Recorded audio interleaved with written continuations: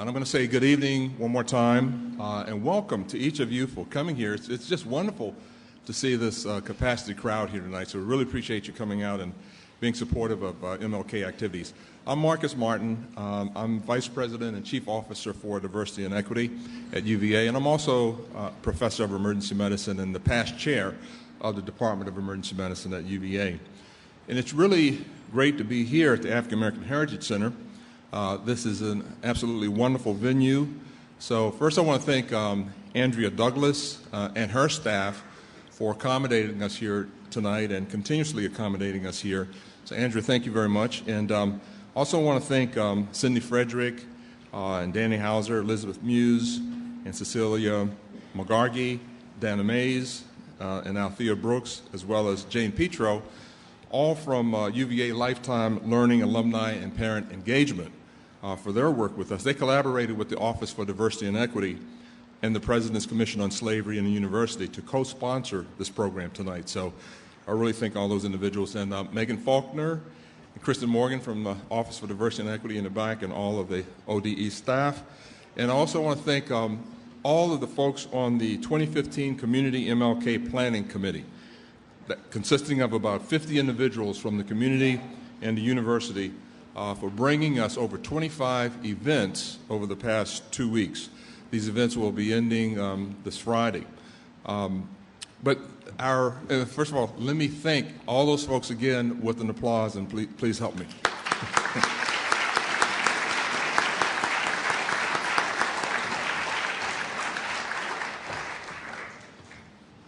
And we do have a couple more seats up front if someone wants to come up and sit.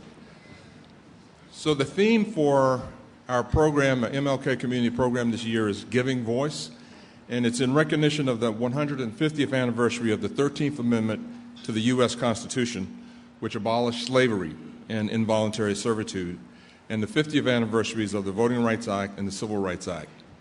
Giving voice to those for too long who were silenced and ignored.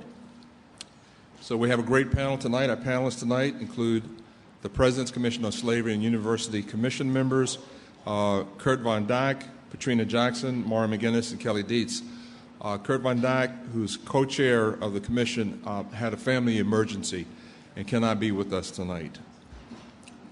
I want to thank our panelists for being here, and I want to thank everyone here in the audience tonight for your participation and for your support of the MLK Community Celebration. First, I want to give a little background information on the President's Commission on Slavery and the University. It was during an April 2013 UVA President's Cabinet meeting that a proposal was considered to form a commission on slavery to build on the efforts of many, and these included various organizations like the UCARE organization, the Memorial for Enslaved Laborers Student Group at University of Virginia. There's a group called the UVA Idea Fund, trustees, my office, the Office for Diversity and Equity, the Office of African American Affairs, the Office of the University Architect, the University Library, Carter G. Woodson Institute, University Guide Service. There's a gravesite commemoration committee, and various individuals and students and community members who all had a voice, and they said, you know, we need to do something in recognition of enslaved laborers' contributions to the University of Virginia. So the President's Commission on Slavery and the University was officially established by President Teresa Sullivan in September 2013. And this is a slide of the commission members. I won't read all those names, but there were 26 people appointed to the commission, consisting of students, staff, faculty, alumni, and community members. As I mentioned, Kurt Von Dyke and I co-chair the commission, and Megan Faulkner and Kelly Dietz are staff members for the commission. We were given the charge to provide advice and recommendations to the President on the commemoration of the University of Virginia's historical relationship with slavery and enslaved people. Exploring this relationship, we acknowledge the university's indebtedness to the institution of slavery. The enslaved played vital roles in the university's history. They cleared the fields, they moved the dirt which shaped the grounds, they made the brick and laid the brick. They chopped wood and washed laundry, they cared for white children, and cooked meals for faculty and students, and they cared for the sick and wounded during wartime. The contributions by the enslaved in building this university and others like it should no longer be dismissed, but respectfully recognized and appropriately commemorated. The commission members were asked to serve on various working groups focusing on such areas as architecture, collaboration with external partners, daily life, exploring the complex web of interactions between students, faculty, slaves, free African Americans, and local white residents. There was a memorialization subgroup, a gravesite commemoration group. The commission vision is to sustain community dialogue regarding slavery and race relations at the University of Virginia, to discuss mutual interests with Monticello and Montpelier, and to research and document the history of the enslaved at UVA systematically. Weave the history of slavery and the lives of the enslaved into public university historical interpretation such as tours of the grounds, websites, and other media. Some specific initiatives to consider, we've been considering convert some known slave space into interpretive educational centers. You hear a little bit more about this later. Integrate the history of slavery at the university into interactive media, very specifically in the Rotunda Visitor Center when it reopens 2 years from now. Create one or more physical memorials to the enslaved, and name one or more buildings after slaves at the university. Create scholarships and professorships, and produce scholarly reports and papers. And generate long-term concrete initiatives that will institutionalize these short-term projects that will promote diversity and inclusion beyond the life of the commission. Give you a little bit more background information. On April 13, 2007, the 264th anniversary of Thomas Jefferson's birth, the UVA Board of Visitors passed a resolution commending the Virginia General Assembly's 2007 resolution on slavery. That resolution acknowledged with profound regret the involuntary servitude of Africans and called for reconciliation among all Virginians. So subsequently, in 2007, a small slate memorial was placed in the passageway under the south terrace of the Rotunda. And many of you have probably walked over this and never realized it.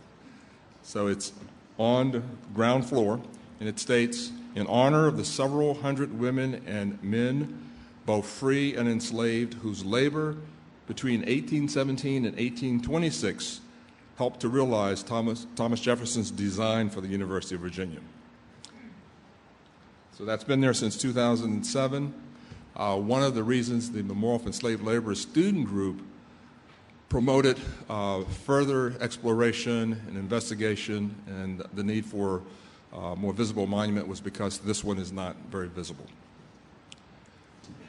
Other existing memorials at UVA include the Canada Community, South Lawn, a community of free African Americans in the site of the Catherine Foster Homestead, and the adjacent African American burial grounds completed in 2010.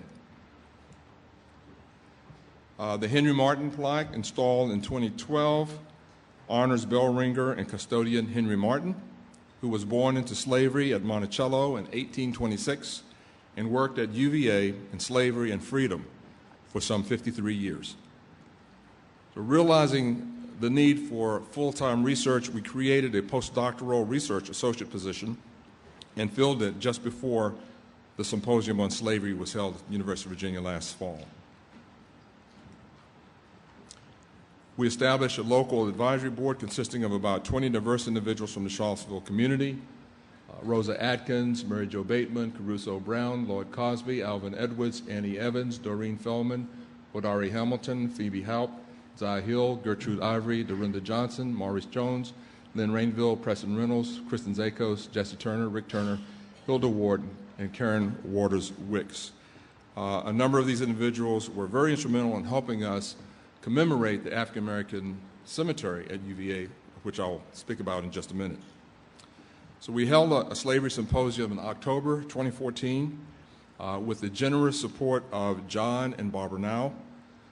John Now is one of our Board of Visitors members, and the John and Amy Griffin Foundation, and John Griffin is a Board of Visitors member at UVA also. The symposium brought together faculty, students, administrators, staff, and community members to discuss universities confronting the legacy of slavery. Over 350 people attended, and they represented 15 institutions of higher learning across the nation. Members of our local advisory board attended, as well as other members of the Charlottesville community. We established a national advisory board consisting of about a dozen national experts on slavery and race relations. I won't read all the names. You can see those well-renowned people, experts in their area. Last year, we had Craig Wilder here from MIT, who came and spoke about his book. He's done a lot of research on slavery at the institutions of higher learning. Several of these individuals gave presentations during the symposium back in October. The symposium opening reception was held right here at the Jefferson School African American Heritage Center back in October. Isabella Gibbons was enslaved at UVA, but when emancipated, she became the first teacher of color at the Jefferson School, originally called Freedman School, the school.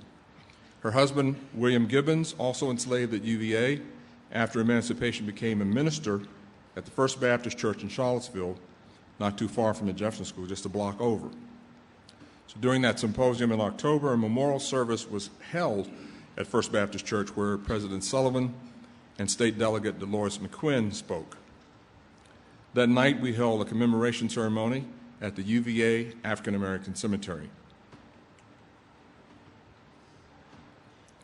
During an archaeological survey in 2012, as the university was considering expanding the cemetery, removal of topsoil revealed the reddish-orange outlines of 67 previously unidentified interments. This gravesite had been dismissed, and the people buried here were forgotten. The grave shafts were laid out in distinct rows, as you see, with small clusters possibly representing family units. About 40% of the interments appear to have been children. Only 8 of the grave shafts were marked with a headstone or footstone, and none of these stones had any legible writing on it that would indicate who these individuals are. No graves were disturbed. No one was disinterred during the archaeological survey. Through a commemoration committee, in which I served, and others, we decided that we needed to restore the cemetery. It had been abandoned, debris. It was used as a parking lot for football games. It had been used as like a plant nursery, a carbonaceous material. It just was plain forgotten. So now, in restoration, we placed sod on the top, and we now have a 3-split rail fence for the most part around, some places two rails, and signage. And what you see, that whole panel gives information about the cemetery, and there's a list of names. We don't know those people are buried there, but we know they were slaves at the University of Virginia and they died. So we suspect that some of the individuals whose names, most of them first names, are buried in the cemetery. So if you have an opportunity to go there, it's part of the University Cemetery. It's adjacent to the White Cemetery.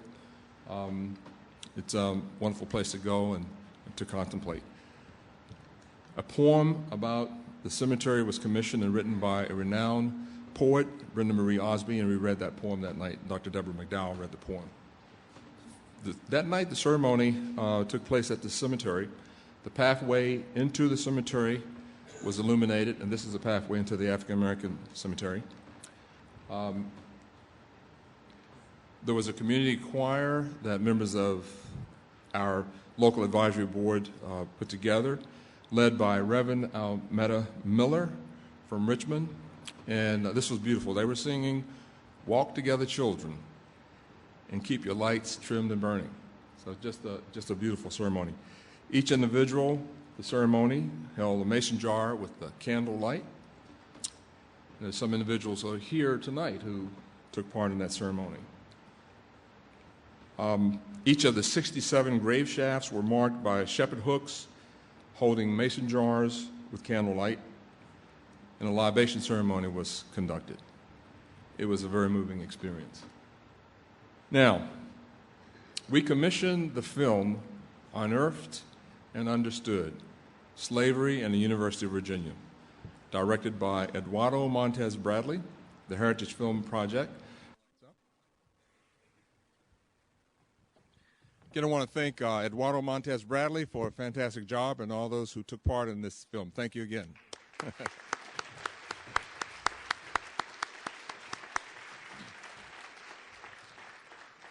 At this time, we're going to ask our panel to come to the stage.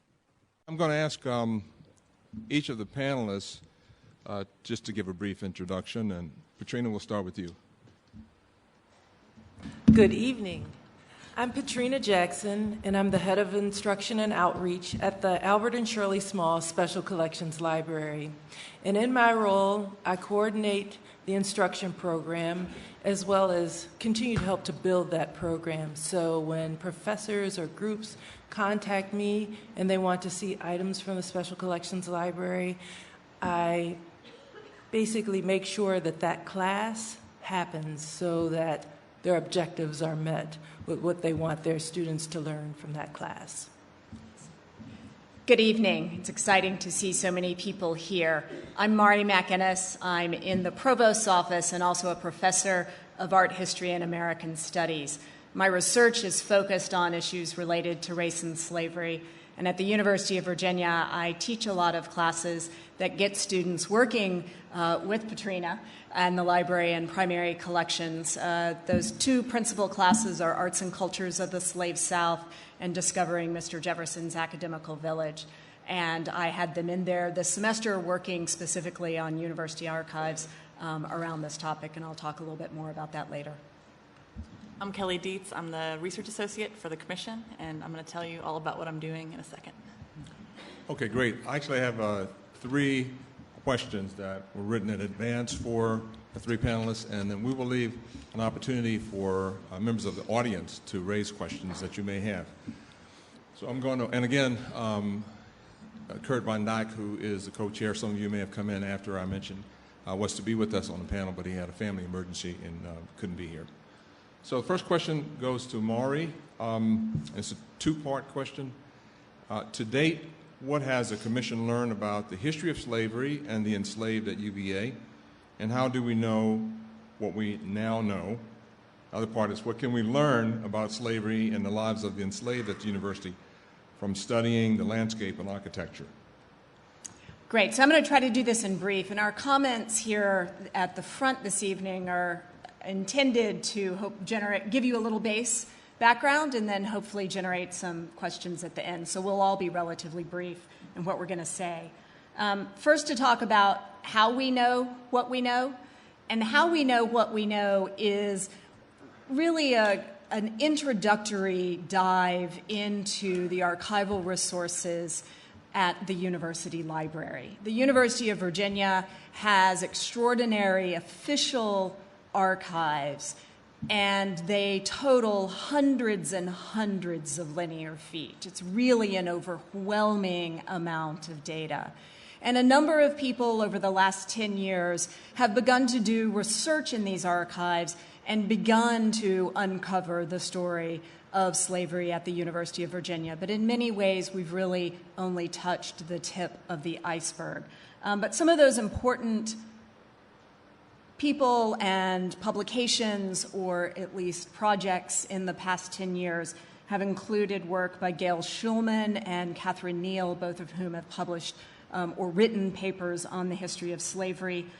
Frank Grizzard and his work on the construction of the university, the extraordinary work that Ben Ford has done through his archaeological research around grounds. There's a great article summarizing a lot of what we know that's widely available to you if you want to read more on the Virginia Encyclopedia website, which is an internet encyclopedia focused on Virginia history, sponsored by the Virginia Foundation for Humanities. And if you Google within it slavery in the university, you'll find a great article there by Brendan Wolfe that tells you a lot of the basics of what we know. There have been classes taught by Frank Dukes and Phyllis Leffler, by myself and Kurt Van Dyke and others at the university that have been focusing on this topic, and so the students are also participating in that work. And then as a sort of supplement to the President's Commission, Kurt Van Dijk and I are the co-PIs of a digital humanities project to get all of the university's archives digitized, transcribed, and marked up with XML coding so that they will be accessible to everybody. And this is in many ways really what is going to have to be done for us to really be able to uncover the full history of the university and slavery, because the reality is that there's no one place you can go to get this story. It exists in 1,000 different places and usually in only asides and comments. So the first task is to get the university archives in there, but we're also supplementing that with the kind of material that comes from faculty letters, student diaries, and student letters, because you get different perspectives depending on what the documentary source is telling you. And so that's a project of many years. We are thrilled to have Kelly here, who will be jump-starting us on all of that. But we're making good progress, and that website, with what we have to date, which is, admittedly just a portion, is available and online. If you're interested in the website address, I can give that to you later tonight. So what do we know? And this will be a very brief of what we know. Enslaved people were vital to the construction and the operating of the University of Virginia. From the very first moment when Thomas Jefferson began to clear one of James Monroe's early cornfields, that work was done by people enslaved at Monticello. Throughout the construction process, the University of Virginia, which was one of the largest building sites in America at the time, was a building site occupied by free and enslaved African American labor and free white labor, and so enslaved people played a vital role there. But once the university opened its doors, it could not have operated without enslaved laborers, and many times there were probably as many enslaved people in the academical village as there were free people. So the enslaved people were owned by different entities, primarily, though, the faculty themselves, and the people we refer to as hotel keepers. The three larger buildings on the outer ranges of the lawns were operated as what they would have referred to as a boarding house, although no one actually lived there. They lived in the lawn and range rooms. But the people who ran the hotels were employed by the university to feed the students and to provide for their daily needs. And they were required by the University of Virginia to keep enslaved people to provide those services. And so they were bringing water to the students' rooms and lighting their fires and lighting the fires in the classrooms and sweeping the walkways and preparing the meals and so forth. So they were doing really all of the labor required for daily activities and the daily life of the dozens of people who lived in the academical village. The university documents tell us an enormous amount about the enslaved people at the university, but only really in moments of contest, right? So the official archives tend to document complaints or places where people have misbehaved. And actually, they're really extensive about the misbehavior of students at the University of Virginia. Those were voluminous. They occasionally intersect with the enslaved people at the university. And there's certainly documents of extraordinary violence of students enacted on the bodies of the enslaved people who lived here. In the diaries, we get different sorts of interactions. We hear about the ways that the enslaved people in the community learned how to sort of market to the University of Virginia students, and they were frequently selling them things that they might wish to have that were not otherwise easily available. And so they would come around with baskets of food. They would help them procure alcohol. They would help them get access to the gambling, cockfighting, and card-playing activities that they were interested in. So you get a very different and richer picture of the interaction of enslaved people in Charlottesville with the students when you add those other kinds of documentary streams. Of course, what is missing is the voice and the perspectives of those who were enslaved. We certainly hope one day that we will find sources such as those, and certainly if you know of any, please, please, please come tell us afterwards. But there's much more for us to do. All of us can know a lot about the history of enslavement at the University of Virginia if we just open our eyes and we know how to read buildings and landscapes. As we walk around the University of Virginia today, we often enjoy, especially in the springtime, the lovely gardens that exist behind the hotels and pavilions. But they weren't lovely ornamental gardens in the days of the first decades of the University of Virginia. They were work yards. They were the spaces where enslavement was intended to be contained by Thomas Jefferson. His design for the University of Virginia is one that is informed by his own design for Monticello, what he had learned in his nearly 80 years of living around slavery in Virginia, as well as what he had learned from urban settings. And so the gardens with their walls very carefully contain the labor that was necessary for running the University of Virginia. And in those spaces, meals were cooked, clothes were washed, wood was chopped, and the list goes on and on. It was probably a landscape filled with chickens and cows and pigs in the early years until the university begins to banish those to the areas outside the academical village. There were probably some kitchen crops grown there as well. It was a place of labor and work.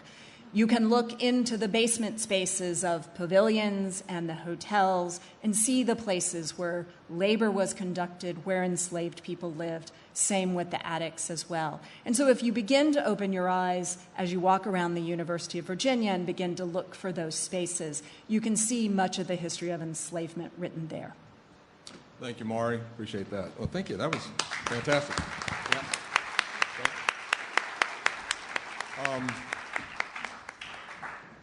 Okay, so this next question is for Kelly. As you continue research over the next 2 to 3 years, where else will you turn for information? I am a historian and archaeologist. I study African American history. It's a very complicated thing to do, and I'm here tonight to talk to you about my interdisciplinary research methods that I use to kind of pull out or tease out these narratives that are buried deep in the ground, deep in the archives, and sometimes in plain view, but unless you know what you're looking for, as Maury talked about, you don't actually see it. So I started working for the PCSU on August 25th and spent the first few months really trying to figure out what we know, how we know it, and who knows what. And I have to say that was the most complicated thing I have ever done in my life. I felt like an octopus with nets. I was trying to talk to people, figure out who knows what. There's been so much work done by local historians, by the community, by the university, by professors, that for me, just trying to figure out, just give me a list, right, of folks who know something so I can go talk to them. So my first few months were really spent doing that. I'm now comfortable with knowing somewhat of what we know or who knows what. I'm still contacting folks as I meet them daily. But right now what I'm doing is I'm moving into what we don't know. Right? So I want to figure out the gaps in the research and delve into the unwritten records and everything that's sitting there waiting for me to figure out. African American history is incredibly challenging, and it's challenging for many reasons. It's a painful thing to deal with. It's very hard during any period, delving in, hearing the things, reading the things that were written about African American folks. Some of the more sort of complicated struggles that I deal with in looking at these archives, which are very hard to read if you don't know what you're looking for. The first thing that comes up, and one of the biggest challenges, is subjectivity, right? People tend to think that somehow if it was written in 1840, it's the truth, right? Knowing that people were, had bad moral flaws throughout history, right? And they write them down, it doesn't make them more true or less true than anything else. And human errors are transhistorical. Right? So someone could literally be writing down the wrong stuff. I mean, how many of you are writing down, I know it's a different era, but writing down the truth in everything that you write, right? So knowing that the original documents have some issues, knowing that I have issues with my own biases, and just working with the subjectivity of all of this, right? It's an incredibly cumbersome thing to do. The second thing is availability. Records were traditionally kept by wealthy, rich, right, white men who were literate. And so when you're trying to figure out what was happening to the average enslaved person in Virginia, much less at the University of Virginia, which happens to have some pretty fantastic records, It's very hard to understand their voice, to find their voice in this. When you're trying to figure out what the average enslaved person at the university, what their daily life was like, and all you have are letters from the professors or complaints from the students, right? You don't have the whole story. And so I have to reach towards other things to help fill in those gaps. And enslaved folks, of course, they were not allowed to read or write. Some did. I found some fantastic letters written by enslaved folks over the years, and it's something that's so rare and so valuable that when you find it, you know, you treat it as if it's a diamond that you just found on the lawn. You know, it's a wonderful thing. The third challenge is the relevance, right? You hope, I have all these dreams, right? You saw in the film, I want to find out all this information. It might not be there, right? And it's one of those things where, you know, I'm enthusiastic and I'm ready, but my heart might be broken in about 2 years, right? I'm going to go in there and there might not be, right, the narratives that I want there to be. And so, you know, as much as I want Professor Key or Professor Emmett to have written me a personal note back in, you know, the 1820s, it's not there. So I have to figure out what's there, figure out what's available. So much of this stuff burned, so much of it is still in someone's closet at their house, and if it is, you contact me so I can look at the stuff, right? So that's a big part of it as well. The fourth significant issue is the politics, right? We're talking about 19th century Virginia. Discourse around morality of slavery, the shame of it is being built into the environment, right? And so, you know, when you're relying on these white folks to sit there and tell you 200 years later about what was going on their plantation or their university, you know, they might not be too willing to write to their buddy about what was actually happening, right? So you would hope that it's there, but again, sometimes that wall, you hit it face first. The last is representation, right? Representation. And this is what I mean by this is, like Maury had mentioned, right, that we have all, you know, books written and all these wonderful accounts of, you know, these riots and all the rebels and all these things, right? So the extraordinary moments are often kept and preserved. You don't write down what you were doing on a random Friday afternoon, but that's actually what I want to know. And so for me, it's teasing out those extraordinary moments, right? And I really want to get to what it was like to be an enslaved person at the University of Virginia. What was it like to get up in the morning? What did you have to do? And I'm going to tell you how I am, and I'm planning on teasing this information out. So I tackle these really hard questions by using interdisciplinary research methods. My training is in African American Studies, which is inherently, you know, a little bit of this, a little bit of that, because you can't just sit there and be like, oh, I'm going to read Jefferson paper and I'm going to know what happened at Monticello, right? You got to be able to really think broadly, work with the community, talk to folks, and really think more broadly about what you're actually thinking about, what you're writing about, and what you're researching about. So the first thing I do, of course, historical research. These are the archives. This is the written record. Really important to this is the oral history aspect, right? Traditionally in the African American community, all the way back to West Africa, you have griots, you have people passing down that knowledge, and you're going to hang on to that knowledge because that knowledge, a lot of times, especially when you're talking about slavery, it's shameful and it's painful, and you don't want to go writing it down and telling people about it. So a lot of this stuff is kept in the hearts and minds of folks. It's talked about in churches and in private spaces, and that's the part that's incredibly hard to tap into if you don't have a respect base, right, in a space that you can actually come and talk about those kinds of things. The second thing, I'm an archaeologist, so I look at material culture and landscape. Maury mentioned landscape. It's an incredibly rich text if you think about it like that. Also, archaeology is really important, and I'll get into it in a minute, but because enslaved folks weren't writing and reading and telling us what their lives were like, we look at their garbage, right? We look at what they left behind. The last thing I use, and I feel very strongly about, is African diaspora theory. Veve Clark, the late Veve Clark, my mentor at UC Berkeley, she did all sorts of stuff. She thought about the Atlantic world, the diaspora as a broader space, right? So really understanding the connections between the material culture that you might find in Brazil, that you might actually end up finding. I'll tell you in a second, there's some cool stuff that was found by Ben Ford, but there are things in the landscape here at the University of Virginia, right, that will completely parallel with other African descendant communities throughout the diaspora. So thinking of this locally but globally as well is incredibly important. Yes, all right. So I want to take one really quick second to talk about the written record. Of course, there's the obvious things. You're going through these probates, these lists of things. If you see the name slave or Negro, right, you know that they're talking about some black folks. What's really important is to look at this a little bit more critically. The more sort of covert aspects of this, one of them is even looking at probate inventories, right? So I'm writing a book on enslaved cooks and kitchens, thinking about the material that they lived with every day. Is a window, right? It might be a list of just stuff, right, that might have been in a slave quarter. But that's a window into what their material world was like. That their identity is tied up into that, their status. There are all these markers, right, that are not necessarily written down directly related to the enslaved people, right? But they are built into these probate records that give you a rich understanding of the daily textures of everyday life. This is where it gets really, really good as far as I'm concerned. It's the hidden narratives that you find in archaeology. If you think about it, right, you all have garbage at your house, right? And there's a public narrative that you have. It's your name, it's your age, those kinds of things, right? If someone really wants to know what you're up to, they're going to go through your garbage. They just are. And so when you do this, you understand what they were throwing away, what they felt valuable, the root cellars that are found.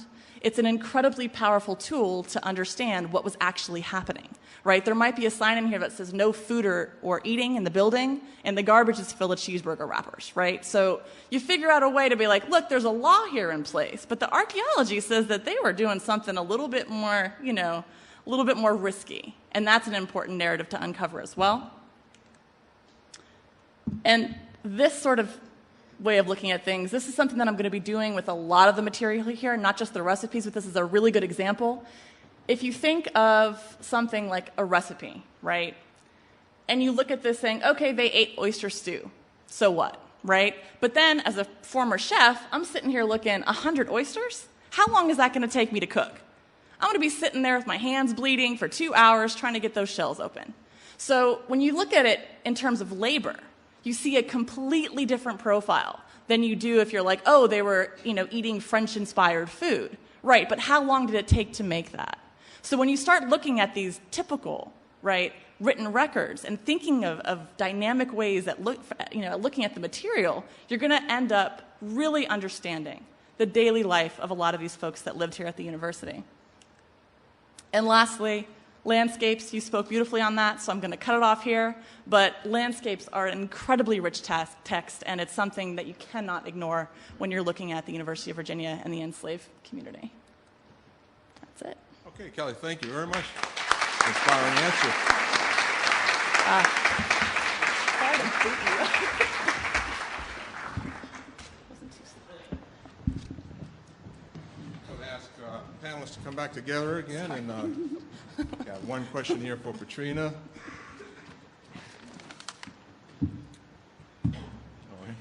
All right. How will the special collections, the library, help the research efforts, and how will the topic of slavery be integrated into the curriculum at the university? Okay, so I'm not going to duplicate what we've heard before because you all have done a really great job. But I wanted to, for those of you who aren't familiar with the Albert and Shirley Small Special Collections Library, it is adjacent to Alderman Library, which is on Central Grounds. In our sight line right now, and for the next, is it 1 or 2 years, is the Berlin Wall. So we're right there. And anyway, and we're underground, so I don't know, we're kind of like hidden in plain sight, so to speak. Sort of like these records, right? So we are one of 12 libraries in the University of Virginia library system, and that's not including our labs that we have, our digital labs. And I want to emphasize that although we have non-circulating collections because we have the rare and unique collections of the library, be they book or manuscript or map or et cetera. These are things that, they're maybe one of a kind, so they can't circulate. But although they can't circulate, they are accessible to the public. So if you have a photo ID and you want to come to our library, you can indeed see any of these materials. Well, with a few exceptions, namely Jefferson. But anyway. And when you are not at the library, you can access them, at least the records, look for things via Virgo, which is UVA's online library catalog. So in the comfort of your own home, if you wanted to do searches for slavery or at the university, you know, these keyword searches, you can do that as well. So specifically, Special Collections is the home of the university archives, and it houses the materials that Maury and Kelly were talking about. And that includes the records, the administrative records, the financial records, the architectural records, the university alumni and student records, all kinds of records, university publications, and together with papers of alumni and students and Virginia First families. I'm not from Virginia, so that whole concept has taken some, you know, getting used to. And other Virginia entities, be they people who played a role in it or institutions, those all play together to tell you a little bit about slavery at the university. We have lots of classes that come to Special Collections, and Maury talked about her class, and there are other classes too. There's, in fact, a class that's scheduled for 5 times this semester to come to the Special Collections to learn about the history of early UVA, and Kurt Von Dock, who can't be here today, he teaches that class. So students, really, undergraduates, get to really get their feet wet in this and confront things that they probably haven't at the age of, 18 through 22. So they get the opportunity to do that when they come to Special Collections. There's also a subcommittee of the President's Commission that is dedicated to creating a very large-scale class that will create a space so every class period, a professor who has an expertise in a particular area about slavery at the university will give a lecture. And one of the assignments that the students will have will be to do a type of primary source assignment. So these classes can be pretty large. My colleagues and I are trying to figure out how we're going to accommodate all of them, but we will. We'll figure it out. Because Special Collections is really, although we are committed to making the record permanent for, we want generations and generations of researchers to see our materials. We are very committed to making it accessible. We don't want the reputation that some Special Collections or rare book libraries have that, you can't enter, it's untouchable, you need a letter to come in. None of that. We don't have that. We want you to see the records. Also, Maury talked about her project, Jewel. We'll be really excited when that happens. That's going to take years.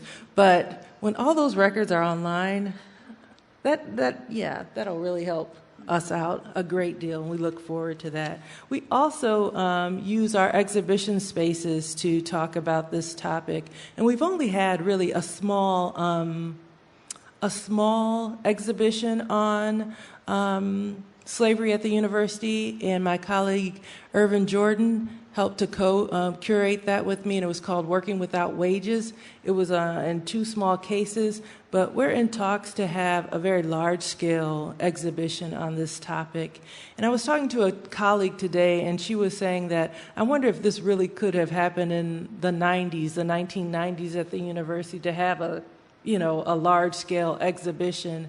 And I wasn't there, but from what I have gathered and talked to people, I don't think that this could have happened. So I think we're ready now. We're more than ready now to do that. And I just want to end with, we're just very deeply invested in researchers, scholars, students, and the public having access to and creating new scholarship related to slavery at the university. And we're really open to any partnerships that can make that happen. Thank you. All right.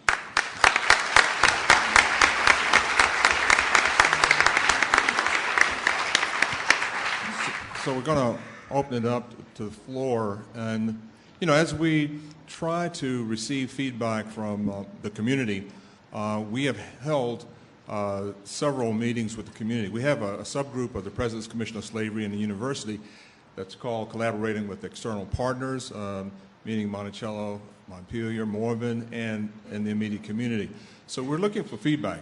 You know, and certainly, as I said earlier, 250 years of slavery and only 150 years since emancipation, and the 200-year history of the University of Virginia, and all the things that that need to be repaired. I mean, from education to health disparities to housing, unemployment issues, and so forth and so on. So we're not going to solve these in the 3 years or so, but it's our goal to have some initiatives in place in line with the bicentennial, which starts in 2017. So any comments you have, you want to provide us in terms of our work, or any specific questions you have, this is your time to go ahead and ask or make the comments. The first questioner asked if the UVA researchers knew where slaves lived. We certainly don't know for every individual and probably never will for certain, but we do know that many were housed in the university's buildings that currently exist, and there are dozens of university buildings that no longer exist. There are lots of references in the archives to faculty and hotel keepers requesting that additional buildings be built in these spaces that we refer to as gardens. And there's even a great 1850s engraving that shows the university from the west side, and you can see these buildings sort of dotting that landscape. And they served a variety of different functions. Most common was a building that was often referred to as a cook and wash kitchen, and it usually had quarters upstairs. Some buildings may have been built just as quarters. Typically, wood sheds were built. Jefferson himself acknowledged that every professor would need a smokehouse. And of course, if you're going to have a smokehouse, that means you have pigs there that you then slaughter on site in order to smoke. There were garden sheds. I mean, the list goes on and on of the kinds of buildings that were necessary to support life. Enslaved people also lived in the basements of hotels and pavilions.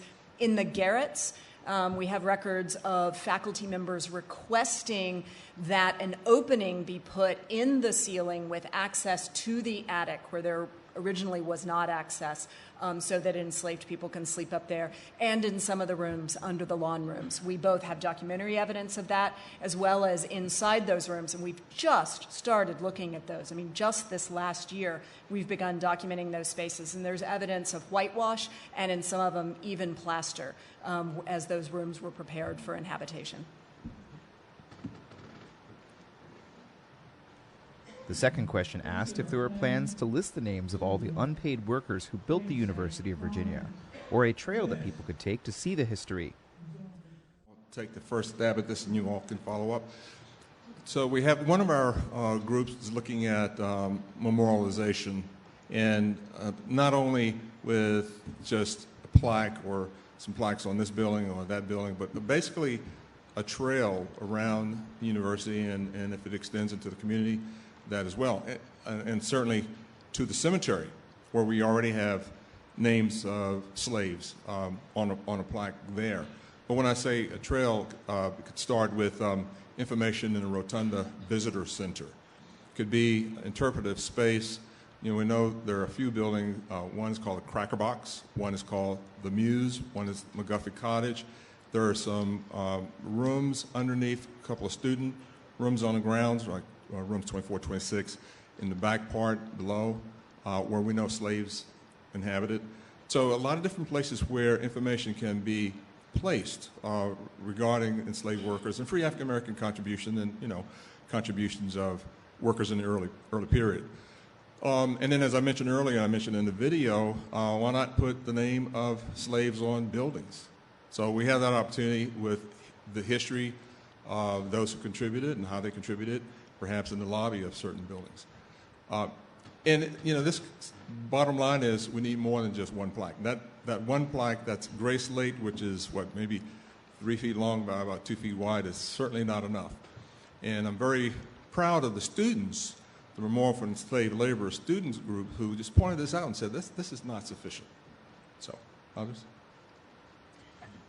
I think it's a great idea. Part of the work we need to do And part of the reason we're so thrilled to have Kelly, who can really focus on this for the next 3 years, is we still have to compile that list, right? So we have a long list of names, but it's by no means close to comprehensive. So we still have work to do to get to that list. And just to add on to that, too, add on to both of those comments, is, I don't think that the university wants to necessarily memorialize slavery. We want to memorialize enslaved people and what they've done. And I think instead of having some large, the Brown Memorial is fine, it's large, it's a big ball and chain, you miss the actual people. And I think that once the research starts to conclude, we'll be able to inform the memorialization, and we'll be able to talk more specifically about the different kinds of memorials that we'll do. And it's not just going to be one thing, but we're going to recommend multiple things to come up and be sort of woven into the fabric of the grounds. Yeah, to institutionalize those things, education of our students and community members and visitors, it should be part of the fabric of the institution. Other questions? Right here. The next question asked for a comment about the attitude towards slavery by UVA and Charlottesville officials after the Civil War. This was a moment where we definitely miss having Kurt Van Dyck with us up on the stage, who's recently published a book on the free African American community in the 19th century in Charlottesville, and so his knowledge would be much deeper. I can speak to a little bit of the attitude of the faculty at the University of Virginia, who gathered at the end of the Civil War in order to determine whether or not they needed to do anything for the enslaved people who had been working at the University of Virginia, and they decided to do nothing. There are some historians in the audience here and individuals from the community who may want to make comments, and you're free to make those comments to supplement some of the things that we perhaps don't know. The next question was about whether there was access to oral histories from the period and what the plan is to gather more. Absolutely, there's a plan. That's something I think needs to happen organically. I'm not the kind of person that's going to show up and say, hey, you got to tell me what you know, right? That's beyond offensive as far as I'm concerned. I did meet with the woman, Aurelia Crawford today, the Get Word Project, up at Monticello, and she's got some contacts. I am a guest, author, columnist at the Vinegar Hill newsletter. I'll be writing things for them pretty regularly, and ideally what I want to do is have sort of an open forum where I come here, if it's okay, or somewhere that's off campus, off grounds. You can tell I didn't go to UVA, I call it campus. Where we go off grounds, right, into the community, and I just want to tell people what I found. It might be nothing, right, but I'm here, I want the community to think of me as working for them, right? I'm going to go like a detective and go find these stories, and I'm willing to share them with anyone who will listen, right? And I would like to hear stories as well. And if people want to come to the archive with me, that's completely fine. If it takes 2 years to develop trust, I'm fine with that. I know from previous research I've done and work that I've done in African American communities and doing oral history projects, you can't just show up and tell people that you're it and you got to come talk. And so this is, part of me being here and doing these kinds of forums is just to introduce myself to folks. I'm from the West Coast. I went to William & Mary. I don't have deep Charlottesville ties. I did live here for a while, different story. But I want it to be something that is built in trust in time. And that's something that doesn't please a lot of folks that want it now. But, it's been a long time coming, and I'm here, and it's going to take a little while, and that's just the way it's going to have to be. And I don't have a set in stone, by this date I'm going to have 40 interviews. I'm just sitting here, I'm hoping that people will come talk to me, and that's just the way that I do things. To add to what Kelly said, once we have oral histories, it's our desire to house them and make them available in the university archives, in special collections. One complaint that I've heard, I'm not from Charlottesville, but one complaint I've heard from people from the African American community is year after year you have classes come and interview them about various things related to race relations. There's a bit of a fatigue happening, and it's like, what are you doing with this information? What was the point of doing if some work is not created from it? So the desire is to get it in a place where many scholars can research it and have access to it. So it can turn into a work of scholarship. It can be added to someone else's research. So they won't have this continuous feeling of, oh, you're coming to take something from me again, and what am I getting back from it? The next question was about whether slavery could be talked about at the University of Virginia after emancipation. Well, I was talking to a colleague today, and, about how because of things that have happened in history and because of social media, it's like you can't hide as much, and you'll get called out on things if, I don't know if that's a good way to put it, if you try to hide. Like we were discussing the whole, I don't know if you remember years ago, the whole, I can't remember what museum, but there was supposed to be an exhibition on the Enola Gay and the impact of them dropping the bomb and everything. And the curator at the time wanted to have a very, like a whole perspective on it. What do the Japanese feel about this? It didn't just give the same old narrative like you would, at UVA, there is a narrative about Jefferson and the building of the university. So that's, that you hear all the time that's not challenged by other perspectives. Well, anyway, the curator was so embattled by that, and it was veterans really, they were enraged by this, that you would even challenge that narrative, that the only thing that ended up being exhibited was the fuselage of the plane. So I think that kind of, I think people just at that time weren't ready. In fact, I've heard former President Castine say that the University of Virginia kicked and screamed itself into the 20th century. So I think that still was very much alive at the time. And, there are, I think, maybe some remnants of that now, if you look at the various crises we've been going through or whatever. But I think that maybe people are brave enough and courageous enough now. Not saying that other people weren't, but, people are ready for something like this to happen. And for the people who aren't ready, there's enough people who will have to either bring them along or leave them, standing.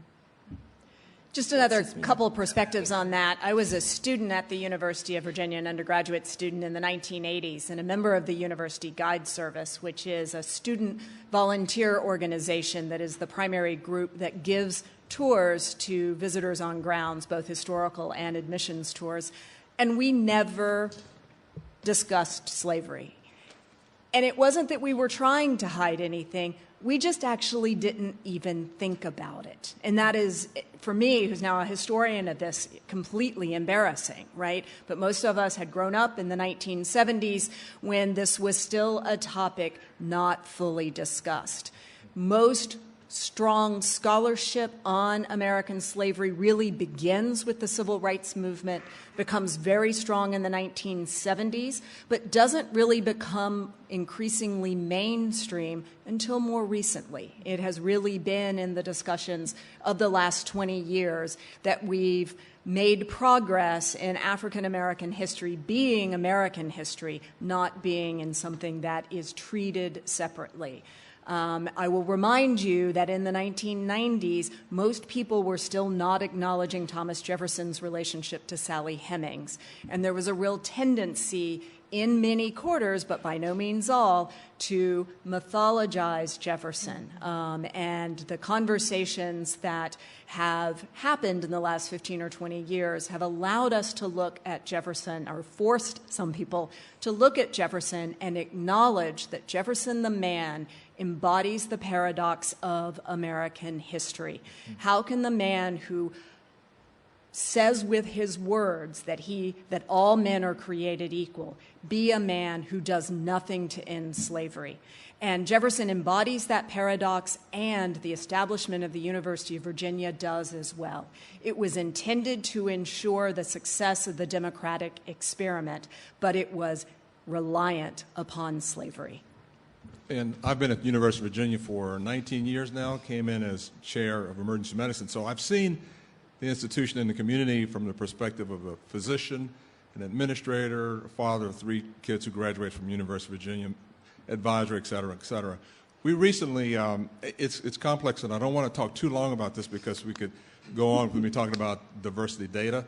The Office for Diversity and Equity, a main job is to improve the environment at the university, relationships between the university and community. Thus, we have over 25 programs. Some of these programs, our keynote speaker was Ta-Nehisi Coates, who's a journalist for The Atlantic, and he wrote an article on reparations. So quite a bit of his talk was about reparations, legacy, justice, civil rights in the modern era. That probably wouldn't have happened a few years back. And then you look at some of the other topics too. Tomorrow we have Speaker Evan Hopkins, the liberation of UVA, using your history to inspire your future. So, a lot of different talks to bring the community and the university together. For our students to hear this, for our faculty to hear this, the staff to hear this. We have a long ways to go in terms of relationships, but we've come a long ways. The 90s, the percentage of African American students was greater at the university, but now the total student body is greater. The percentage of minorities all told has increased at the University of Virginia for staff, faculty, and students. We've seen rapid growth in multiracial students. So if you go to diversity data, you can Google it at UVA, you'll see a new dashboard that we put together several months ago. I think it's www.virginia.edu/diversity data. But just Google diversity data and you'll see some of that.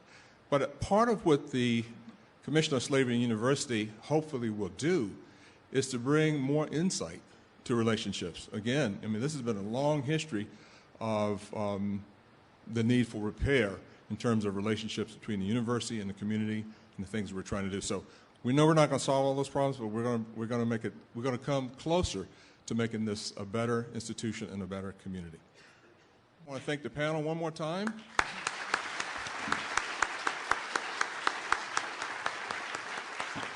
And thank everyone for coming out tonight. There are a few more programs. If you go to www.virginia.edu/MLK, you'll see the remaining programs. Thank you all. Have a wonderful evening. You've been a beautiful audience. Thank you.